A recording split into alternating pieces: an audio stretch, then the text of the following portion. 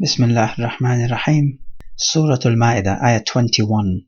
قال الله تعالى: يا قوم ادخلوا الأرض المقدسة التي كتب الله لكم ولا ترتدوا على أدباركم فتنقلبوا خاسرين. We are continuing with the story of Musa alayhi salam. Previously, Musa alayhi salam told his people to remember the favors of Allah Jalla wa Ala upon them. And because Allah Jalla wa Ala has granted so much favor on Banu Israel, it only then holds true that they ought to obey Allah Jalla wa Ala. And from the obedience is how He tells them, enter the ard, the land, meaning Baytul Maqdis or Jerusalem. So the al-ard al-muqaddasa, meaning the sacred land or the purified land, which Allah has assigned for you. And He says, La tartaddu, meaning do not return, ala adbarikum, on your backs, meaning do not flee. Fatanqalibu, from inqalaba yanqalibu, to turn back, you will be turned back, khasirin, as losers, because you would not have gained this land which you are to conquer. Ayah 22. قالوا يا موسى إن فيها قوما جبارين وإنا لن ندخلها حتى يخرجوا منها فإن يخرجوا منها فإنا داخلون. They said, O Musa, in it, meaning in the Baytul Maqdis, which they have been ordered to conquer because Allah has assigned this land for them, they said, in this there is a qawman, people, jabbarin, meaning of mighty strength. These were people known as the Amaliqah. And Musa alayhi salam sent some spies to see who is resident in Baytul Maqdis.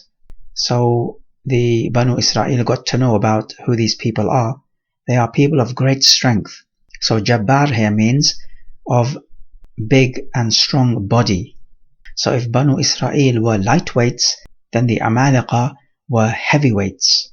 And so they felt this is not going to be a fair fight. They said, we will not enter it until they leave. And when they leave, we will enter it. This is what they told Musa alayhi salam. What we find in the tafsir is that Musa alayhi salam sent one leader from each tribe, so 12 tribes, to gain some information about the people in Baytul Maqdis. And they returned with the information saying that these are huge, strong, tall people. Musa alayhi salam said to them, do not tell anyone about this, because then they will become cowards. So all of them broke this contract with Musa alayhi salam and told their people about the nature of the Amaliqah, except two people, they say, Yusha ibn Nun and Kalib ibn Yufna. They kept the information secret. And Allah knows best about the reality. But the point is, Banu Israel refused to fight. Ayah 23. قال رجلان من الذين يخافون أنعم الله عليهما ادخلوا عليهم الباب فإذا دخلتموه فإنكم غالبون وعلى الله فتوكلوا إن كنتم مؤمنين. He says, two men amongst them, from those who fear, as in fear Allah, whom Allah bestowed His grace upon them. So an'ama, meaning to give ni'mah.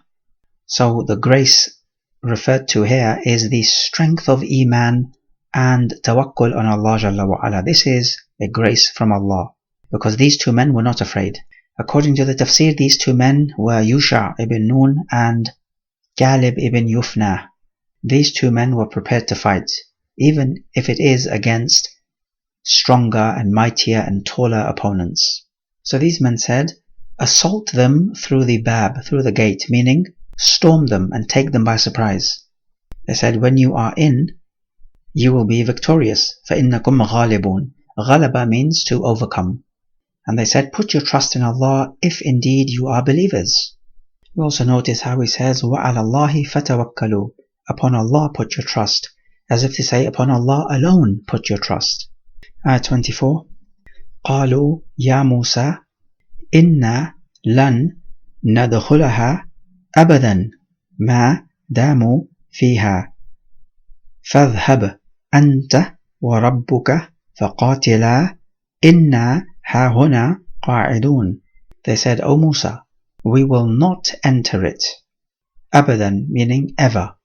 Ma damu fiha, as long as they are in it. Meaning as long as the Amaliqa are inhabiting Jerusalem or Baytul Maqdis. They said, Fadhhab, go you, O Musa, Anta, you, wa Rabbuka, and your Rabb, meaning Allah, faqatila, and fight, we are sitting here. So with this sentence of theirs, either they meant Allah physically comes down and fights, in which case, of course, they are speaking nonsense. But then again, nothing is too strange with Banu Israel. Or it is possible that they meant that you go and fight, O Musa, and Allah will help you. But either way, one thing is for sure, that they were absolute cowards. And to this Musa alayhi salam replies, ayah 25, قال ربي إني لا أملك إلا نفسي وأخي فافرق بيننا وبين القوم الفاسقين. He addressed Allah Jalla wa Ala saying, Rabbi, my Rabb, I have power only over myself and my brother. Fafruq, so this is from faraqa yafruqu, to separate. He's saying separate between us and the evildoers, so that Musa and his brother on one side and the evildoers on the other side, they do not mix. This is one interpretation. Another interpretation means to judge between us. That is to say, Musa alayhi salam and his brother Harun want to go out to fight because that is the command from Allah, and the evildoers are saying, no, we are not going to go out to fight. So Musa is asking Allah Jalla wa Ala to judge in this matter. And indeed Allah Jalla wa Ala does judge. In ayah 26 he says, قَالَ فَإِنَّهَا مُحَرَّمَةٌ عَلَيْهِمْ 40 سَنَةً يَتِيهُونَ فِي الْأَرْضِ فَلَا تَأْسَ عَلَى الْقَوْمِ الْفَاسِقِينَ. He says it will be muharrama, haram for them for 40 years. That is to say, the Banu Israel will not be able to enter the Baytul Maqdis, Jerusalem, for 40 years. يَتِيهُونَ فِي الْأَرْضِ, they will be lost in the land. That is to say, wandering in the land without any direction. Also, when he says muharrama, made haram for them, it is not the shari'i sense, made haram in the sharia. For example, eating pig is haram. It is not that type of shari'i haram, it is the haram as in impossible. For example, Allah has made haram for the dead people to come back to life before Yawm al-Qiyamah. This is not a shari'i haram, rather this is a universal haram, what Allah prevents and can never happen. He says, فَلَا تَأْسَ, this is a nahi. The verb is asiya, ya'sa, asan, which means to be grieved for someone, or to feel sad for someone.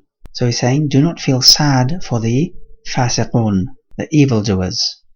We also find in this ayah another example of al-idhar fi mawdi' al-idmar, when he states something explicitly and clearly when you do not expect him to do so, because what you would normally expect is that he would say that it is haram upon them, they will wander in the land for 40 years, so do not feel sorry for them.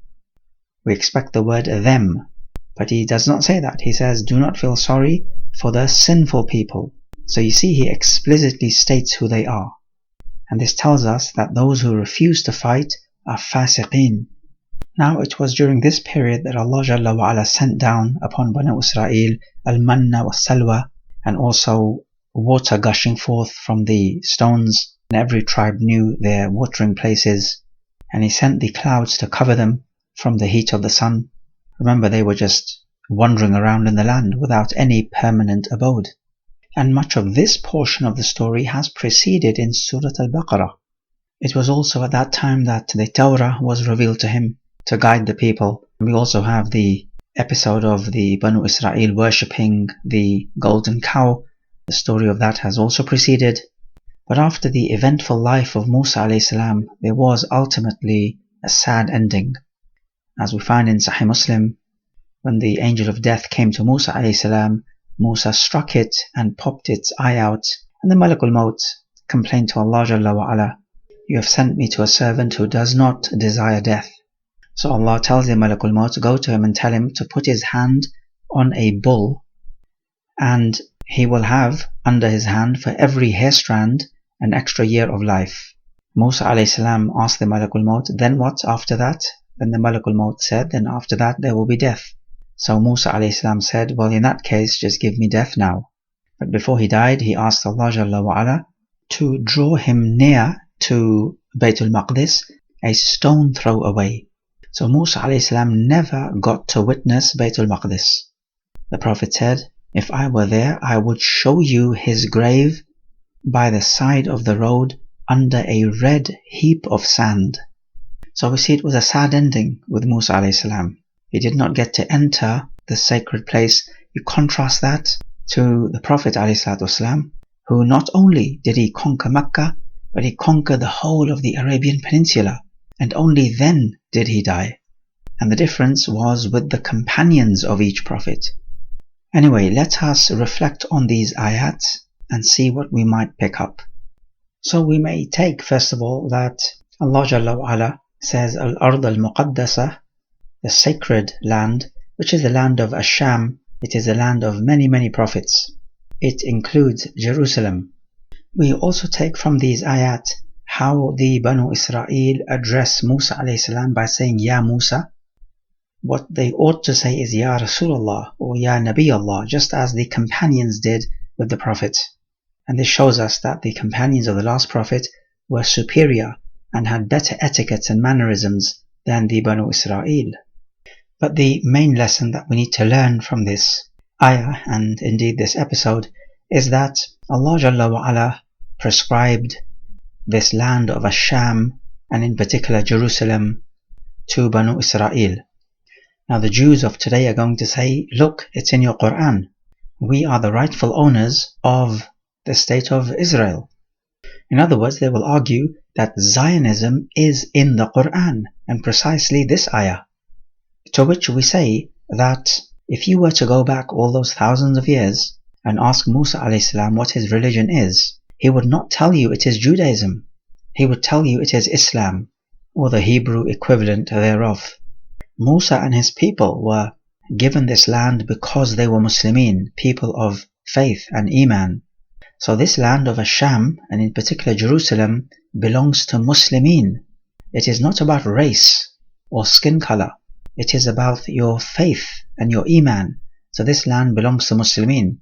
What proves to us that Musa a.s. was indeed a Muslim and not a Jew is in Surah Yunus, ayah 84. Musa a.s. says, وَقَالَ مُوسَى يَا قَوْمِ إِن كُنْتُمْ آمَنْتُمْ بِاللَّهِ فَعَلَيْهِ تَوَكَّلُوا إِن كُنْتُمْ مُسْلِمِينَ. So you see the word Muslimin is used, which means Musa a.s. and his followers were Muslimin, not Yahud. In fact, Musa a.s. would not even know what Judaism is if he heard of the word. And indeed, Yaqub a.s., who is Israel, was also a Muslim, and his children were Muslims as well, as we have read in Surah Al-Baqarah, ayah 133. أَمْ كُنْتُمْ شُهَدَاءَ إِذْ حَضَرَ يَعْقُوبَ الْمَوْتُ إِذْ قَالَ لِبَنِيهِ مَا تَعْبُدُونَ مِنْ بَعْدِي قَالُوا نَعْبُدُ إِلَهَكَ وَإِلَهَ آبَائِكَ إِبْرَاهِيمَ وَإِسْمَاعِيلَ وَإِسْحَاقَ إِلَهًا وَاحِدًا وَنَحْنُ لَهُ مُسْلِمُونَ. And like this, all the prophets of Banu Israel were Muslimin. Yusuf a.s. saying, تَوَفَّنِي مُسْلِمًا وَأَلْحِقْنِي بِالصَّالِحِينَ. The Yahud believe that Ibrahim a.s. is their man, while in Surah Al-Baqarah, ayah 131, we have already read, وَإِذْ قَالَ لَهُ رَبُّهُ أَسْلِمْ قَالَ أَسْلَمْتُ لِرَبِّ الْعَالَمِينَ. He said, I make Islam to the Rabbul Alameen. So all of the prophets of Banu Israel were Muslimun. There was no such thing as Judaism and Christianity. These words were invented after them. As for during their times, it was just Islam, and other than that, there is kufr. So the point being that the Quran does not support Zionism. Zionism to say that there should be a Jewish state established. We also learn that turning back from the order of Allah will reduce you to loss. As he says, فَتَنْقَلِبُوا خَاسِرِينَ. And that people need to know this. The other major lesson that we can take from these ayat is that the Banu Israel, most of them who were followers of Musa a.s., were cowards. And then we contrast them with the Sahaba of the Prophet ﷺ. Before the Battle of Badr, the Prophet wanted to know what his companions wanted to do. The Muhajirun were prepared to fight with the Prophet, but he really wanted to know what the Ansar wanted to do. And then Sa'ad ibn Mu'adh radiallahu anh, the leader of the Aus, when the Prophet kept on asking, advise me, he said, perhaps you mean us, O Messenger of Allah. He said, by the one who has sent you the truth, if you seek to cross the sea, we would follow you, and none amongst us will remain behind. He said, we would not hate for you to lead us to meet our enemy tomorrow. We are patient in war and vicious in battle. May Allah allow you to witness from our efforts what comforts your eyes. Therefore march forward with the blessing of Allah. And upon hearing these words, the Prophet was pleased. So the Prophet was surrounded by brave companions, and Musa a.s. was surrounded by predominantly cowards. And look at the end result.